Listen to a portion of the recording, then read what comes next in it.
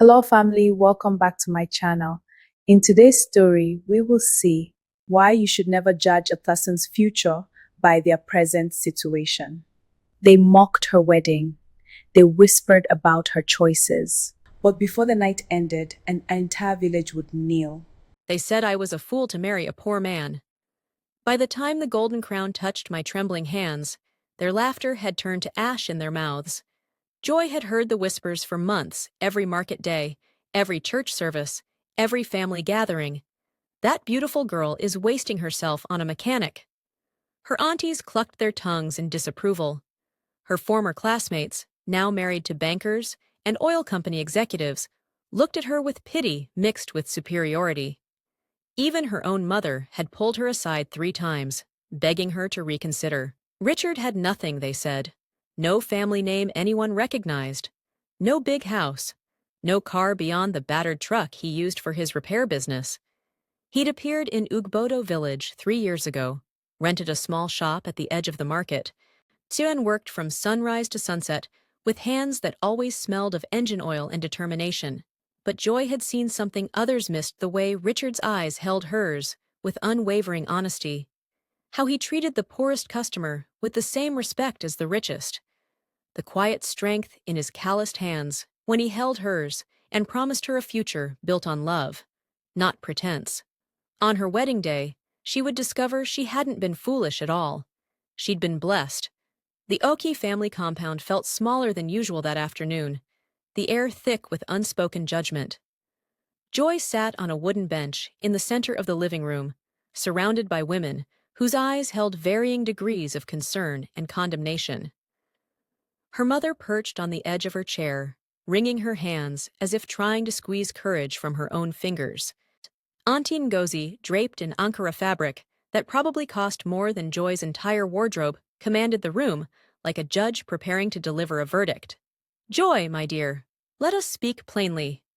Auntie Ngozi adjusted her wrapper with practiced elegance, her gold jewelry catching the afternoon light streaming through the louvered windows.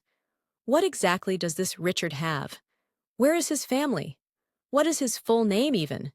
The boy appeared in this village 3 years ago with nothing but a toolbox and oil-stained clothes." Joy's heart hammered against her ribs, but she kept her voice steady. "Richard is hard-working, respectful, and he loves me. Isn't that what matters?" "Love?" The word exploded from Auntie Ngozi's mouth like a bitter laugh. "Love doesn't pay school fees, my dear. Love doesn't buy medicine when your children are sick. Your mates are marrying doctors, engineers, men with connections in Lagos and Abuja. And you want to marry a mechanic who rents a wooden shed?" The room fell silent, except for the sound of someone's child playing outside, oblivious to the weight of adult disappointments. Joy felt every eye on her, measuring, judging, pitying. Mama Joy's voice finally broke through, trembling and raw. "Joy, my daughter, I suffered. Your father died and left us with nothing. I don't want that life for you. Please, just wait. Let us find you someone better." "Richard is better," Joy insisted, feeling tears burn at the corners of her eyes, but refusing to let them fall. "He's honest and kind and poor." Auntie Ngozi cut through her words like a knife. "Stop this foolishness before you destroy your future." The next day, Joy found Richard exactly where she expected, under the belly of a battered Hilux truck at his workshop, his muscled arms slick with effort and engine grease. The afternoon sun beat down on the zinc roof, turning the small space into an oven. When he heard her footsteps, Richard slid out from beneath the vehicle, his face breaking into a smile that died the moment he saw her expression. He wiped his hands on a rag that had long ago surrendered to permanent stains and led her to his office, a generous word for the corner he'd partitioned with plywood sheets and decorated with nothing but a small desk, 2 plastic chairs, and a calendar 3 months out of date. "They're saying terrible things," Joy whispered, her voice barely audible over the sounds of the market drifting through the workshop's open front. "My family, the whole village. Ah, they think I'm stupid for choosing you." Richard's jaw tightened, and for just a moment, something flickered across his face. Anger, perhaps, or pain, or something deeper that Joy couldn't quite name.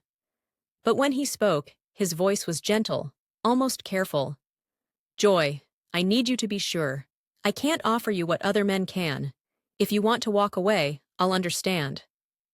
No! The word came out fierce, surprising them both with its intensity. I don't want to walk away. I wish they could see what I see. Richard pulled her close, and she breathed in the familiar smell of him motor oil and soap, and something essentially him that made her feel safe despite everything. They will, he said quietly, his voice carrying a weight she didn't understand. In time, they will. Saturday's market was a gauntlet Joy had to walk. The whispers followed her like shadows, not even bothering to hide anymore. At the tomato seller's stall, two women spoke loud enough for her to hear every word. That's the one marrying that mechanic boy. Such a fine girl wasting herself. She should have married Chief Obi's son. Now see her life. The fabric store was worse. Mrs. Okafor, who had always greeted Joy with warmth, now looked at her with something approaching contempt. Wedding George fabric? I hope you can afford it. Or maybe your poor husband will fix my generator in exchange. Her laugh was sharp enough to draw blood. Joy's hands shook as she examined fabrics she could barely afford, feeling the weight of every stare, every whispered comment, every pitying glance. Kioma met her for lunch at the only restaurant in town. On arriving 15 minutes late in her husband's car, her designer bag a Gucci, if Joy's Instagram scrolling had taught her anything, sitting on the table between them like an accusation. Joy, babe, I'm just worried about you, Kioma said, stirring her drink with studied casualness. Her eyes held something that looked like concern, but felt more like pity. My husband's friend is still single. He's a petroleum engineer, just returned from Scotland. I could introduce I'm engaged, Kioma, to a mechanic. Kioma let the words hang there, heavy with unspoken judgment. Look, I'm not judging. But are you sure? Really sure? Because my wedding cost 8 million naira. My husband bought me a Camry as a wedding gift. What will Richard give you? A wrench? Joy excused herself before the tears could come, locking herself in the restaurant's tiny bathroom and staring at her reflection in the cracked mirror. Am I being foolish? She whispered to the woman staring back at her, but the reflection had no answers. Late that night, Joy sat in her room with her phone casting blue light across her face, scrolling through Instagram photos of Kioma's wedding, then another classmate's, then another.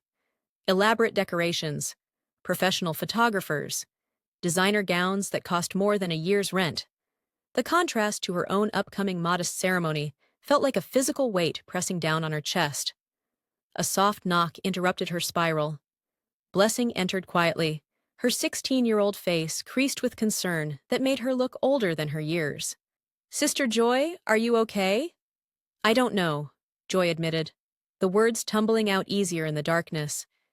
What if they're right? What if I'm making a terrible mistake? Blessing sat beside her on the bed, close enough that their shoulders touched. Do you love him? Yes? Does he treat you well? Always. Then maybe that's what matters. Blessing's words were simple, but they carried a wisdom that seemed impossible for someone so young. She paused, then added softly, Auntie Ngozi married a rich man, but Uncle beats her. Everyone knows, but nobody talks about it. She wears expensive clothes to cover the bruises. Joy turned to stare at her sister, this truth hanging between them like a revelation. She'd never thought about it before, but now that Blessing had said it, she remembered the way Auntie Ngozi sometimes winced when sitting down, the long sleeves even in harmless heat, the foundation that never quite matched her skin tone. I'd rather be poor with someone kind than rich with someone cruel, Blessing said, her voice barely above a whisper. Joy pulled her sister into a tight embrace, drawing strength from this unexpected source of wisdom, and for the first time in days, the tightness in her chest began to ease. Maybe, just maybe, she wasn't being foolish after all. 3 weeks before the wedding, the question of family became unavoidable. Traditional marriage protocols in Ugbodo demanded that both families meet, exchange formalities, establish connections. But each time Mama Joy brought it up, Richard found another reason to postpone. His family was far away, he said. They were busy. The timing wasn't right. With each excuse, the suspicion in the Okoye compound grew thicker, more suffocating. Auntie Ngozi paced the living room like a prosecutor building her case, her expensive heels clicking against the concrete floor. "What is he hiding?" she demanded, addressing the room, but really performing for Joy. No family, no background. Joy, this boy could be anything. A criminal, a runaway, who knows? Joy felt exhausted by these meetings, by the constant need to defend her choice to people who had already made up their minds. "He said his family is far away and they're not close," she explained, hating how weak her own voice sounded. Not close? In Nigeria? Mama Joy's fear was genuine, written across every line of her face. "Joy, this is not right. A man without family is like a tree without roots. What if there's something wrong with his bloodline?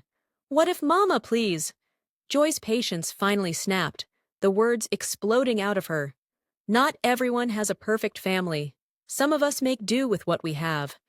The room fell into uncomfortable silence. Everyone knew what she was really saying, knew she was talking about her own father, who had died and left them with nothing, left Mama Joy to raise 3 daughters alone on a teacher's meager salary.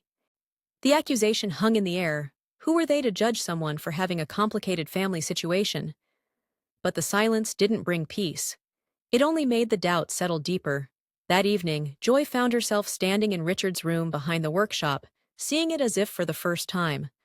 A mattress on the bare floor, no bed frame. A small wooden table that leaned slightly to one side. A single hot plate for cooking perched on a crate. 2 shirts hanging from nails driven into the wall. The poverty wasn't just visible, it was undeniable, stark, almost accusatory. "Richard, I need to know about your family." Joy wrapped her arms around herself, suddenly cold despite the evening heat. "My mother is asking questions I can't answer." "Where are you from exactly? Why won't they come for the wedding?"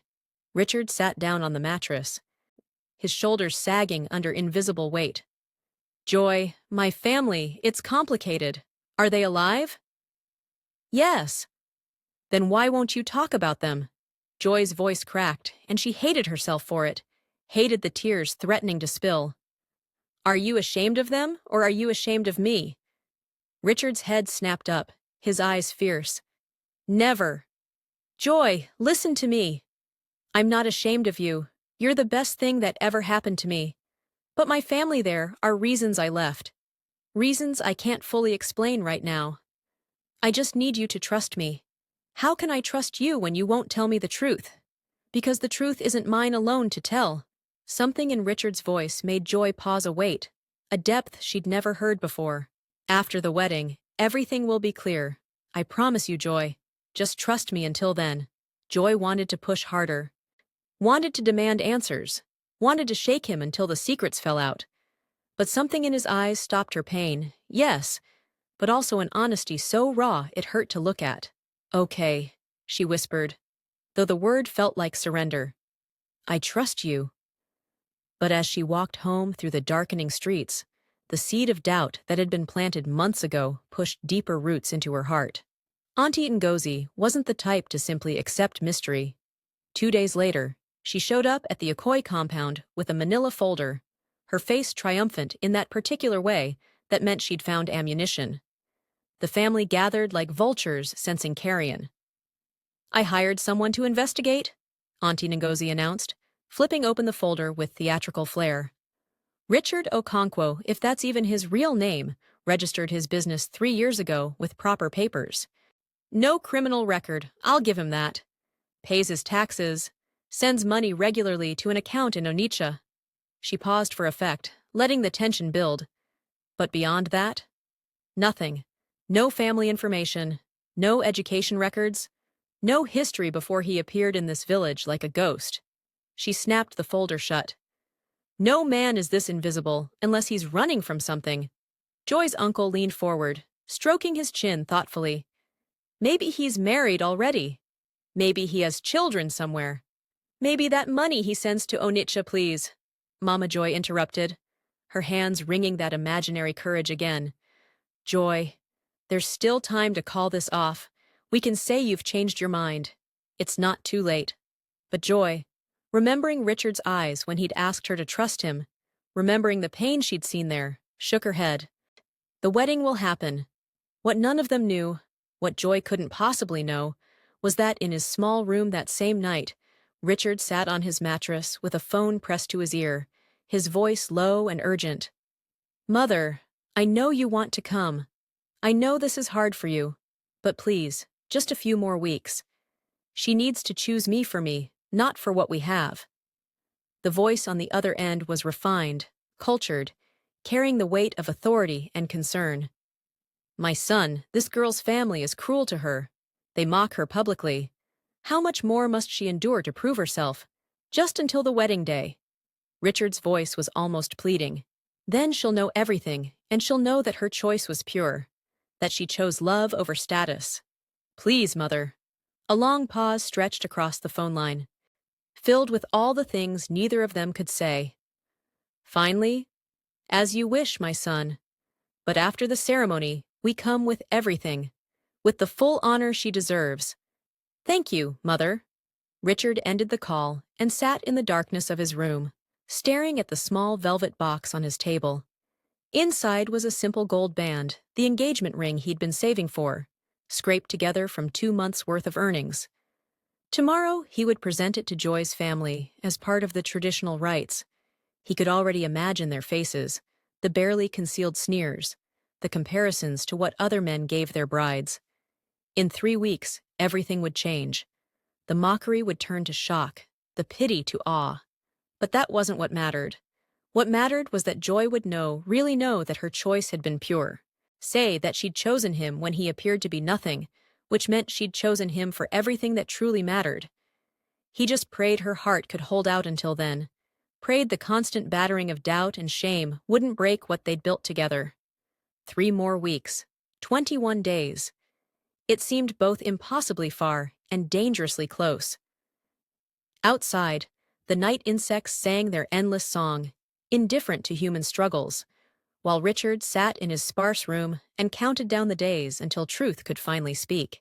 The bride price ceremony fell on a Saturday, when the compound was already crowded with neighbors, pretending to sweep their yards while watching the spectacle unfold.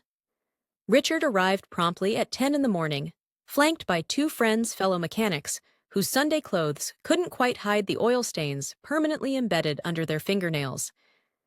The contrast to Joy's sprawling family, gathered in their finest ankara and lace, was painfully stark. The list of required items was read aloud by Joy's uncle, his voice carrying across the compound. Palm wine, cola nuts, yams, livestock, cash gifts. Traditional items, modest by modern standards, but still requiring resources Richard clearly didn't have in abundance. He presented everything methodically, his face carefully neutral. The palm wine came in plastic containers instead of the traditional clay pots. The yams were few, perhaps a dozen, when custom suggested more.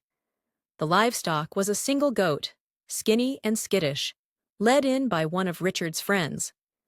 And then came the cash gift, counted out in worn Naira bills just enough to meet the requirement.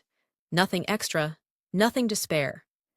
Auntie Ngozi took it upon herself to count the money publicly, her fingers moving slowly through each bill as if handling something distasteful.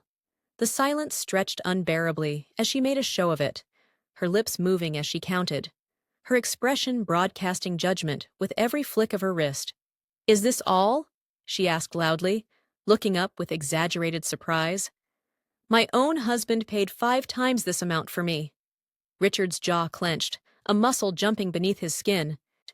But he remained silent, respectful, his eyes fixed somewhere in the middle distance. Joy's uncle shifted uncomfortably, clearing his throat. "The young man has tried his best. We can see he's a man of honor who works hard." "Honor doesn't feed children," Auntie Ngozi muttered, but her voice carried perfectly across the compound, as she'd intended it to. The ceremony proceeded with painful slowness, each ritual feeling like another small humiliation. When it was finally time for Joy to be brought out, she emerged from the house to find Richard standing in the center of the compound, surrounded by her family's judgment, but standing straight, proud, despite everything. Their eyes met across the space, and in that moment, Something inside Joy crystallized into certainty. She broke protocol completely, walking straight to him instead of waiting to be formally presented. She took his hand, her fingers interlacing with his calloused ones, and turned to face the assembled crowd. "This is the man I choose," she announced, her voice clear and unwavering. "This is the man I will marry." A murmur rippled through the gathered families. Mama Joy covered her face with her hands, her shoulders shaking, and Joy couldn't tell if it was shame or resignation, or some terrible mixture of both. Auntie Ngozie's laugh cut through the whispers like broken glass. "Well then, let the poor marry the poor. At least the children will know how to beg." That night, Joy's phone buzzed constantly with the wedding planning WhatsApp group Uni Queens Forever, where her former classmates shared photos and details of their elaborate ceremonies. Chioma's wedding album alone had over 300 professional photos. The bride in a Dubai-imported gown that cost more than a car, the reception at a five-star hotel in Lagos, a live band flown in from abroad, a guest list that read like a who's who of Nigeria's elite. 500 people had attended, 500 witnesses to her success. Joy scrolled through similar posts from Adizi, from Nkem, from blessing not her sister, but her classmate who'd married a doctor and honeymooned in the Maldives. Professional photographers from Lagos. Receptions with ice sculptures and champagne fountains. Wedding gowns with trains that required 3 bridesmaids to carry. Her own wedding, a borrowed community hall that smelled faintly of mildew. Her mother's friend, Mrs. Ibrahim, as photographer, armed with a digital camera from 2015. A dress made by the local tailor, beautiful in its way, but undeniably simple. A DJ whose equipment sometimes crackled with static. A guest list of 100 that already felt like too many witnesses to what everyone considered her shameful choice. A private message popped up from Chioma. "Babe, do you need me to loan you money for the wedding? I don't want you to be embarrassed." Joy stared at the message for a long time before setting her phone down and crying for an hour. When she finally responded, her fingers shook as she typed, "I'm not embarrassed. Thank you, but no." But she was embarrassed. Not of Richard, never of Richard, but of caring what they thought. Not of the simple wedding, but of her own weakness in wishing it could be more, in wanting to prove something to people whose opinions shouldn't matter. 2 days before the wedding, Mama Joy entered Joy's room and did something that broke her daughter's heart. She knelt. "Joy, I'm begging you. I'm on my knees." And she was, her hands clasped in supplication. "Please don't do this. There's a man, a contractor. He saw you at church. He sent someone to ask about you. He's willing to wait, even knowing about Richard. He has a proper house, a car. He can give you a good life, Mama. Please get up." Joy was crying before she even finished the sentence. "Please." "Then change your mind." Mama Joy's voice cracked, desperation pouring out of her. "If you won't think of yourself, think of me. Think of how they'll talk about our family. Think of your younger sisters who will marry them if everyone knows their older sister married a nobody." "Richard is not a nobody," Joy said through her tears, kneeling beside her mother. "He's kind and honest and hardworking. Why doesn't that count for anything? Because kindness doesn't pay rent. Because honest poverty is still poverty." Mama Joy was sobbing now, her whole body shaking. "I love you, my daughter. That's why I'm fighting you. I love you, and I don't want you to suffer like I suffered." Joy pulled her mother into her arms, both of them crying on the floor of her childhood bedroom. "Mama, I know you're afraid. I'm afraid too. But I have to follow my heart. If I'm wrong, I'll live with it. But I have to try. Please, Mama, please just support me." They held each other for a long time, their breathing slowly synchronizing. When Mama Joy finally spoke, her voice was broken but resigned. "I will come to your wedding. But I cannot smile. I cannot pretend to be happy when my heart is breaking. That's enough." Joy whispered into her mother's hair. "Your presence is enough." The night before the wedding, Joy met Richard at the community hall, where tomorrow's ceremony would take place. It looked worse than she remembered, the decorations sparse and handmade, the borrowed chairs mismatched, the space itself shabby in the harsh fluorescent light.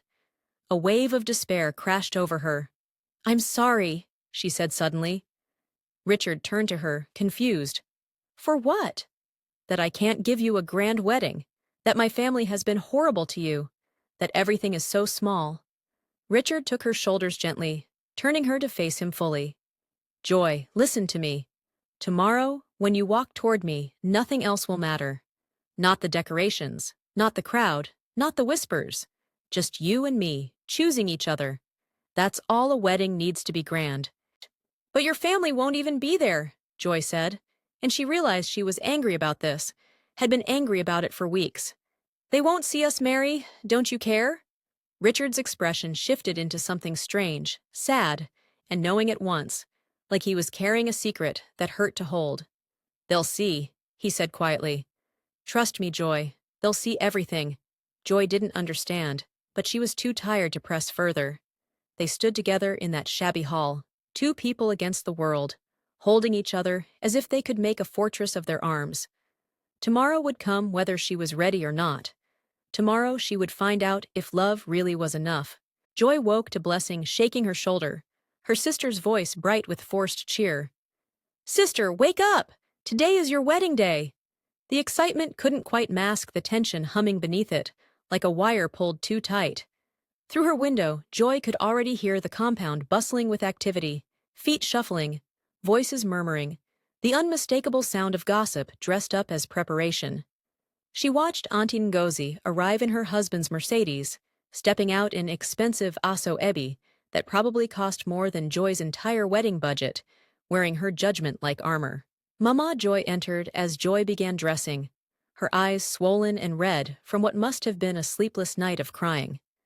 But her hands were steady as she helped her daughter into the silver-embroidered George fabric, adjusting the ornate veil, fastening the jewelry set they'd scraped together money to buy. You look beautiful, Mama Joy whispered, her voice catching. My daughter looks like royalty. Neither of them knew how prophetic those words would prove to be.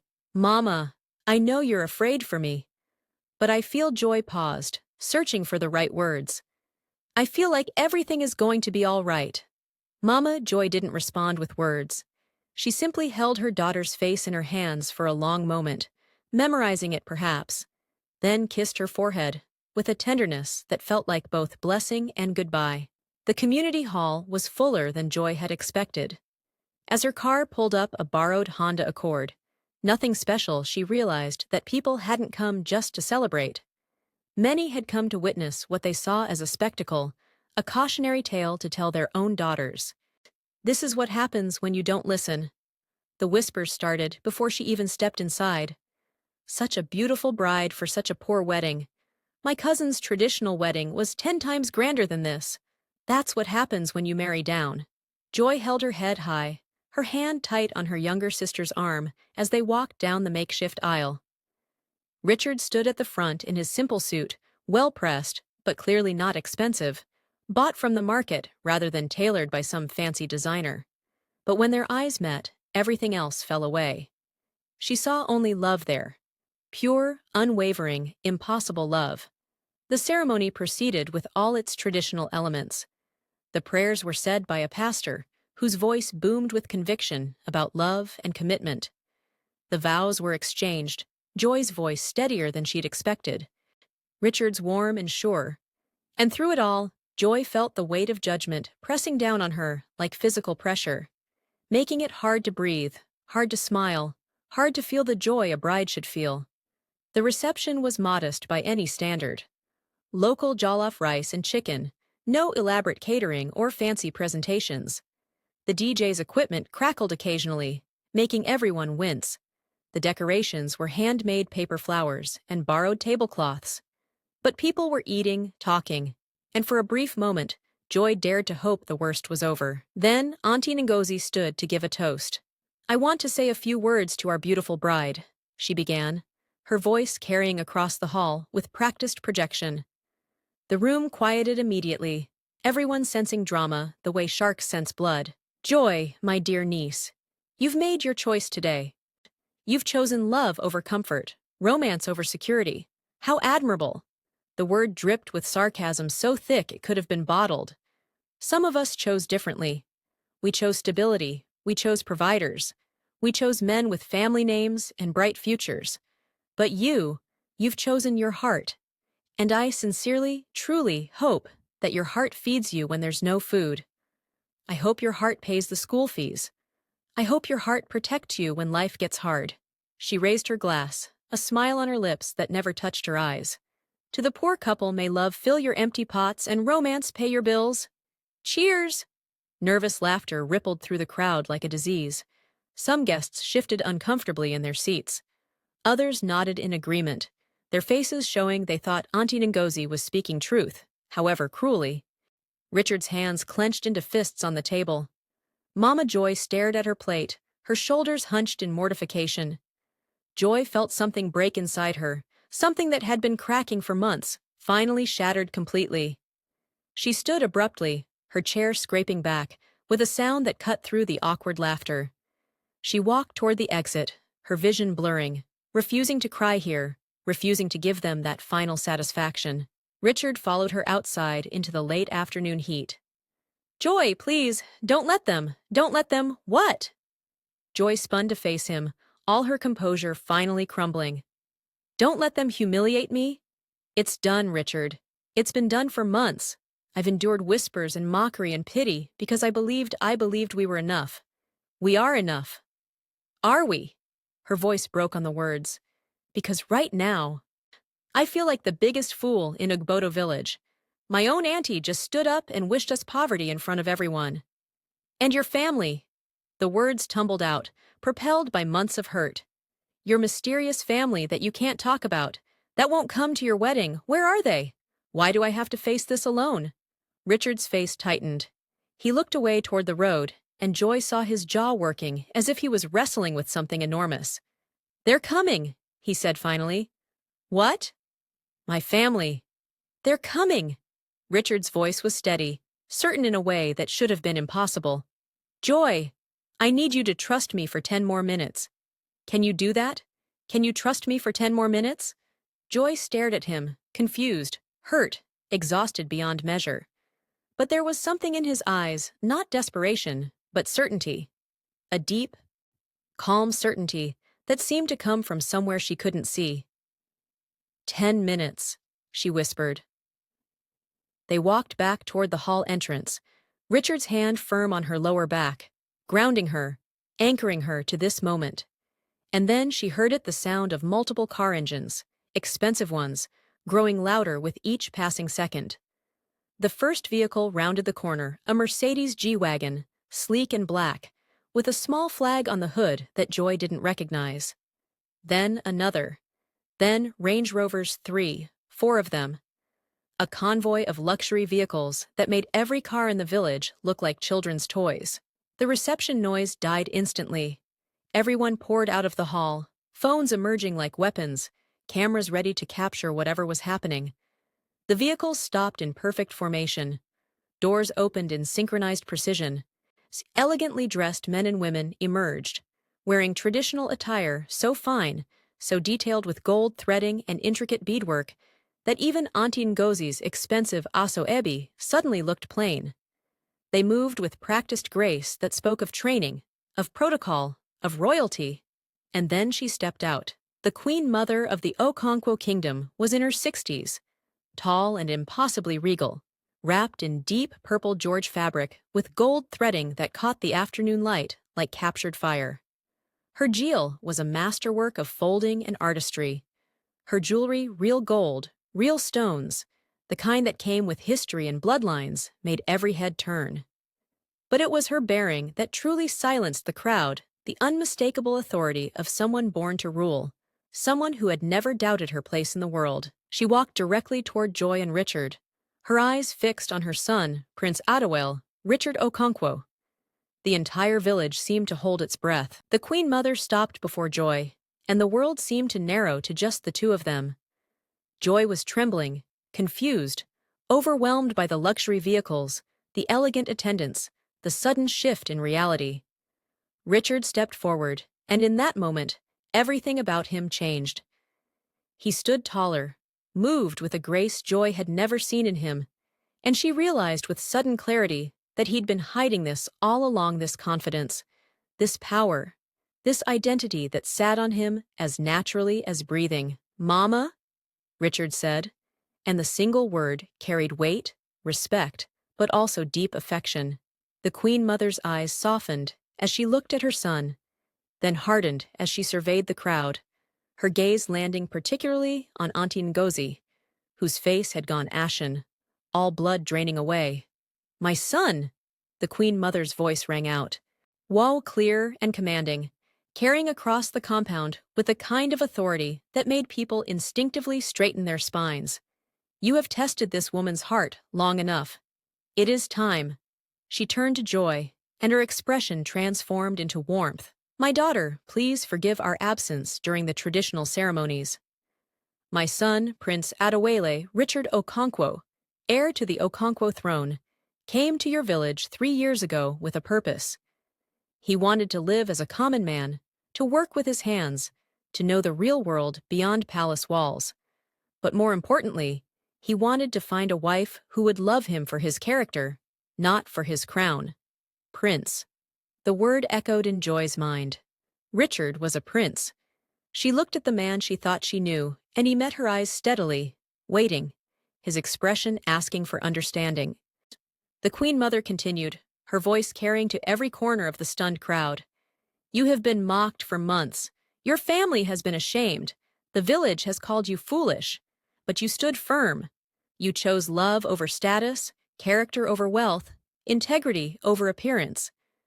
You saw in my son what others refused to see because they were blinded by their own greed and pride."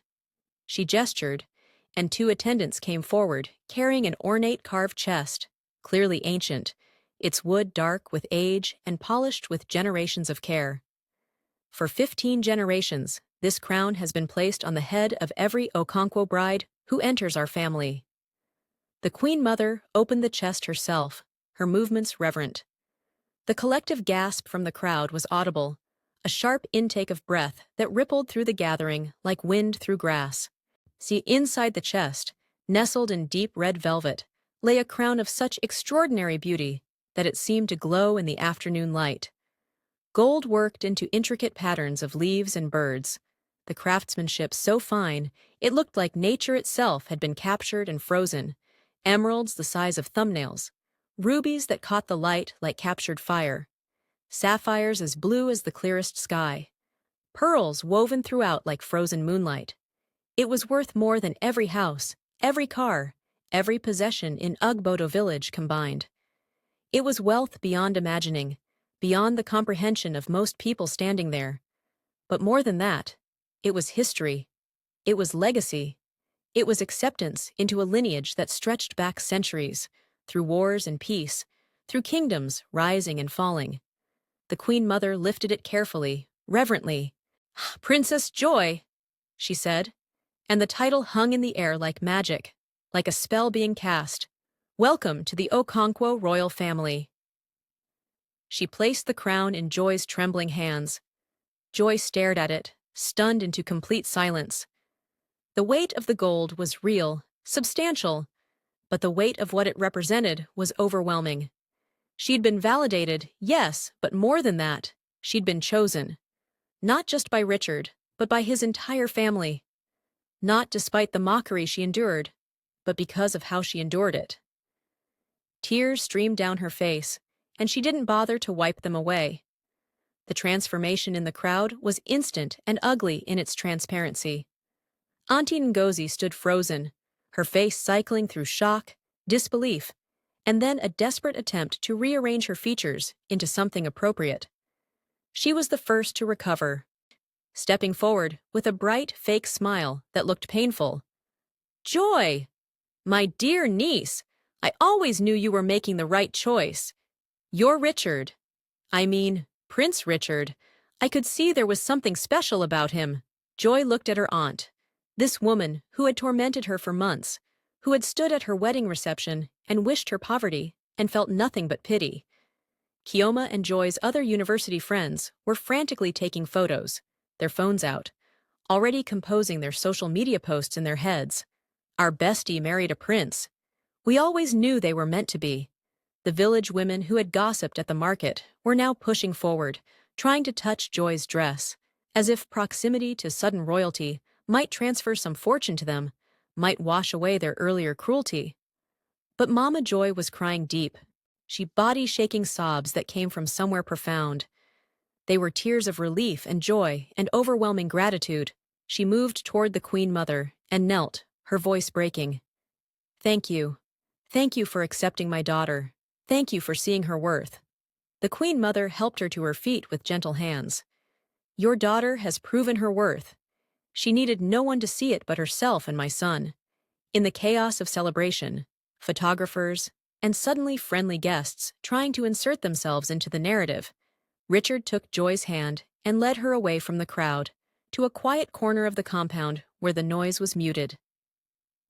"Are you angry?" he asked quietly, searching her face.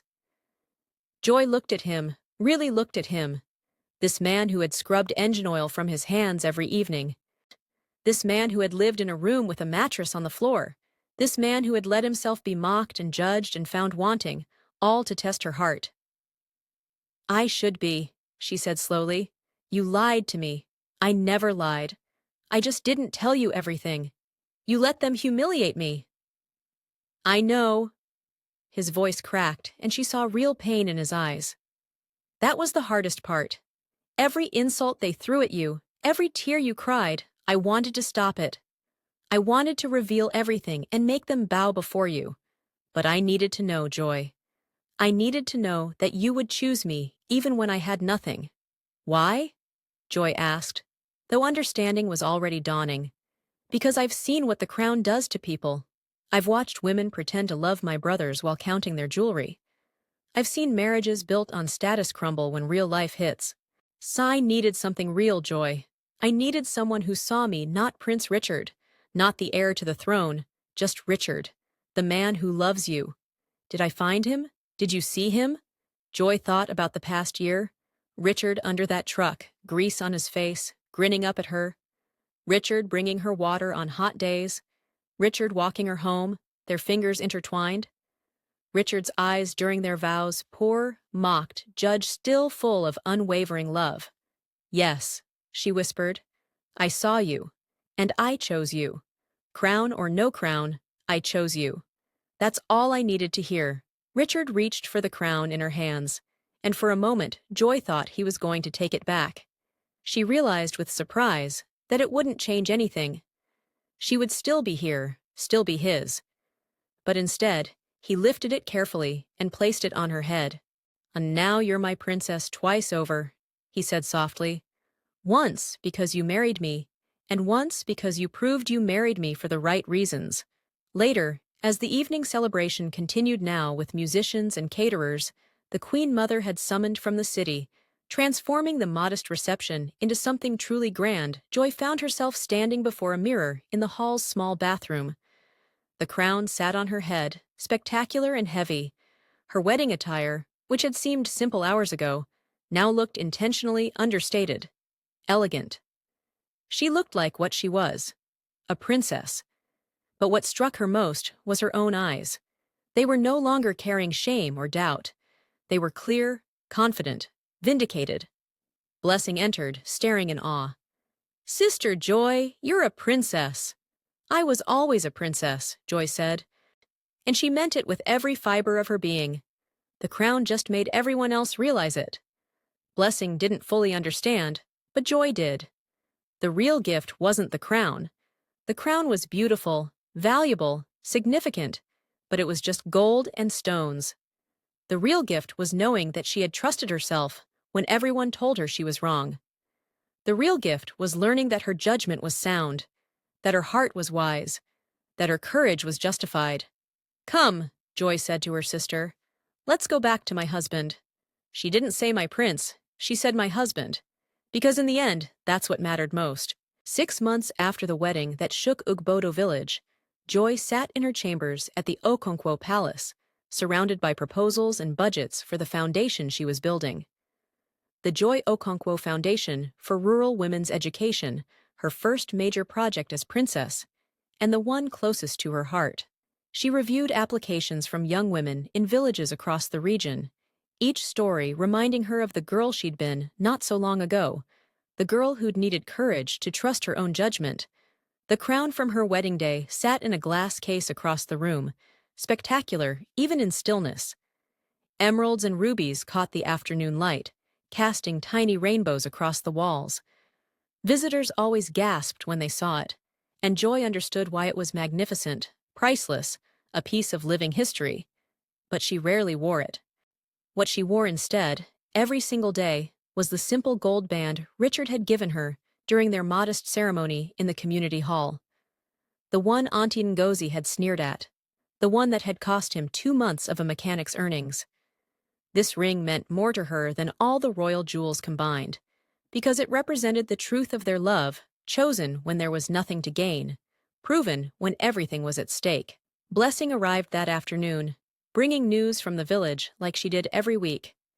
At 17 now, her younger sister moved between both worlds easily, comfortable in the palace, but still rooted in Ugbodo. "You won't believe what Auntie Ngozi is telling people," Blessing said, settling into a chair with the familiarity of family. "She says she always supported your marriage, that she could tell Prince Richard was special from the beginning." Joy smiled, but felt no anger, no bitterness. And the others? Kioma has asked 3 times if there are any single princes in the royal family. The women at the market now tell everyone they knew Princess Joy when she was just a regular village girl, like they were part of some special secret. Blessing rolled her eyes. "It's ridiculous." Joy listened and nodded, but she felt no triumph over them, no satisfaction in their about-face. She'd moved beyond needing their approval or their apology. Their opinions had once carried so much weight, they'd nearly crushed her. Now they were just noise, distant and irrelevant. Richard entered then, and Joy smiled at the sight of him, still her Richard, despite the royal robes and responsibilities. He smelled faintly of engine oil, and she knew he'd been in the palace garage again. He still worked on cars sometimes, insisted on it actually, because some part of who he'd been in Ugbodo village was who he'd always be. It grounded him, he said, kept him honest. "How was your meeting with the council?" Joy asked. "Boring. Old men arguing about farming subsidies for 2 hours?" He loosened his traditional wrapper and sat beside her, close enough that their shoulders touched. "How's your foundation coming?" "Good. We're opening the first training center next month in Benin. 20 young women in the first cohort tailoring, computer skills, business management." Joy's voice carried excitement she couldn't quite contain. "And we have funding for 3 more centers by year's end." "I'm proud of you," Richard said quietly. They sat together in comfortable silence. The kind that only comes from truly knowing someone. 2 people who had chosen each other when the choice was hard, when there was no guarantee, when the world had called them fools. The palace walls held them now, but what mattered was what they'd built before the walls, before the crown, before anyone knew the truth. Mama Joy's words from the wedding day echoed in Joy's mind suddenly, clear as if her mother was in the room. "You look like royalty." She'd been right, but not because of the crown that came later, not because of the palace or the title or the wealth. Joy had been royal all along. She just needed to believe it herself. Needed to trust her own judgment when everyone else said she was wrong. Needed to see her own worth when the world tried to convince her she had none. The real crown, the one that truly mattered, she wasn't sitting in that glass case. It was the courage she'd worn when she stood alone against mockery and chose love anyway. The strength she'd found when she trusted herself despite months of doubt. The wisdom to see character when everyone else saw only poverty. That crown, the invisible one, made of conviction and faith and self-knowledge no one could ever take away. It couldn't be stolen or lost or diminished. It was hers forever, earned through fire, proven through trial. Richard took her hand, interlacing their fingers, his still calloused despite palace life. Hers now adorned with royal rings, but still essentially the same hands that had trembled while holding his in that modest ceremony. "No regrets?" he asked, though he knew the answer. "None," Joy said, and meant it with her whole heart. Not a single one. Outside the window, the sun set over the palace grounds, painting everything gold. Inside, a princess who'd once been called foolish sat with her prince who'd once been called poor, and they smiled at each other with the kind of certainty that only comes from choosing right when everyone said you were wrong. The crown in its case gleamed silently, beautiful but secondary. The real treasure was love that had been tested and found true. Sometimes the people who look the poorest are only walking through the last chapter before their breakthrough. If this story moved you, please like and comment because dignity always wins in the end.